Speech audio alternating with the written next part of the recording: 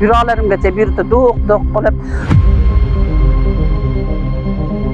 5 batar xavfli zona bo'ldi be. 8-9 yillarimiz mana shuna o'tiribmiz mana. Bir norma yer berishgan. Mana endi o'ylarim bo'lgan, to'rxona mana qurilish materiallarim yotibdi mana shu yerda. Mana shu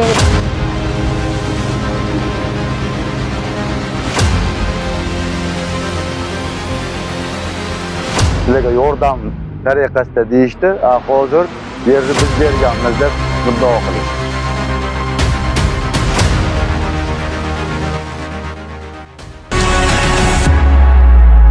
Yuralarimgacha birdi do'q qilib, mana mashinalarni o'zi, mana turpoq changlarda allergiyam bor. Endi davolanib bo'lsam, yana ozginada yana qo'zg'otdi, qiynalib ketdi endi. Nevaralarim umuman mana ko'chaga narsa qila olmaz. Mana endi 5 batar xavfli zona bo'ldi be. Bilmayman nima bunaqa bo'libdi. Mana endi 2 norma sizlarga yer berganmiz debdi. Qayna o'sha joyga boraylik biz ham o'qayirimiz ko'raylik desa, aqrab kirib ketaylik xayrullo. Yo'q bir, quruvchi. Ma'lum qilinishicha, mazkur hududdagi nizo 2012-yildan buyon davom etib kelmoqda. O'sha vaqtda ayrim fuqarolarga yakka tartibda uy-joy qurish uchun yer uchastkalari ajratilgan. 8-9 yillarimiz mana shuna o'tiribmiz mana. Bir norma yer berishgan. Mana endi o'ylarim bo'lgan, to'rxona mana qurilish materiallarim yotibdi mana shu yerda. Mashinani bussani bir norma yer qo'shib beramiz deyishgan. Biz buzganmiz ilmini gapiga kirib, mana 9 yillarimiz o'tiribmiz.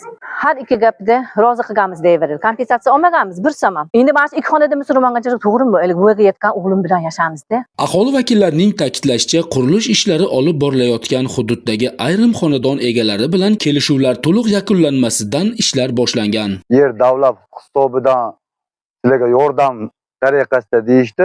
Hozir yerni biz berganmiz deb muddao qilishdi. 16 million pul chiqqan. Olinmagan pullar. Berishmagan. Qo'lam qo'ymaganmiz, olmaganmiz ham. Fuqarolar ta'kidlashicha, buziladigan uylari uchun ajratiladigan tovon mablag'lari yangi uy qurish uchun yetarli bo'lmaganligi sababli quruvchi tomonidan tayyor uy-joy berilishi haqidagi va'dalarga ishonib, o'z yer uchastkalarining quruvchiga topshirishgan. Bu tomonimizda hozir mana bir haftadan beri satlavanlar qo'lab tashalgan. Bu yerda turib olmayapti. Onam borlar. Bu yerda bir 3 xo'jaligimiz asli. Qurilish boshlig'i Tohir aka aytdilarki, bizga yeringizni bering. Yer bering menga deganlar. Yer o'rniga sizga hol qilamiz. Holini sizga beramiz. O'shanda yerni menga o'tkazing deganlar. Yerni choy qadoqlash shu atrof nimadan 3 norma yerni shu kishiga taqdim etganman. O'zlari o'lchagan. Xo'sh, mazkur holat yuzasidan qurilish va uy-joy kommunal xo'jaligi sohasidagi mutaxassislar qanday izoh beradi? Qurilish ishlari amaldagi qonunchilik talablari asosida olib borilmoqdami? Bu yer maydonida ko'p qavatli bino qurish uchun ruxsatnomalari mavjud. 2026-yil 26-maydagi ruxsatnomasi mavjudligi ma'lum bo'ldi. Undan keyin APZ arxitektura rejalashtirish topshirig'i olinmagan. Tegishli shaharsozlik kengashida loyiha smetali hujjatlarini tasdiqlatilmagan va ekspertiza xulosasi olinmaganligi ma'lum bo'ldi. Hozirgi holati bo'yicha o'zboshimchalik holatda turgan bu qurilish hududda to'liq bartaraf qilib o'tish talab etiladi. Hududlarni to'liq o'tishga yaroqli bo'lmaganligi uchun shaharsozlik kengashida bir marta arizasi rad bo'lgan. Sababi bu yerda o'zi norozichilik bo'lgan.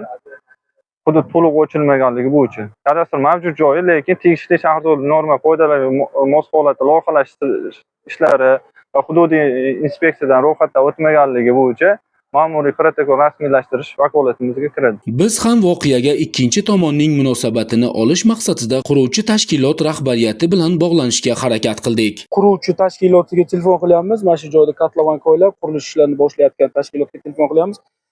Obyektga davr biz bular bilan ko'rishganmiz. Obyektdan keyin intervyu beradigan bo'lib kelishdik.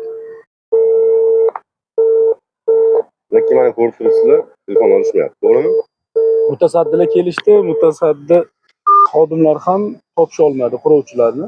Hozir mana biz izoh olish maqsadida bir necha marotaba bog'lanishga harakat qildik, lekin imkoni bo'lmayapti. Eslatib o'tamiz, amaldagi qonunchilikka muvofiq yer uchastkalarini olib qo'yish va ko'chmas mulk buzish jarayonlari faqat qonun bilan belgilangan tartibda amalga oshirilishi, mulkdorning huquqlari ta'minlanishi hamda yetkazilgan zarar uchun qonunchilikda nazarda tutilgan tartibda tovon to'lanishi lozim. Biz esa ushbu mavzuga yana qaytamiz.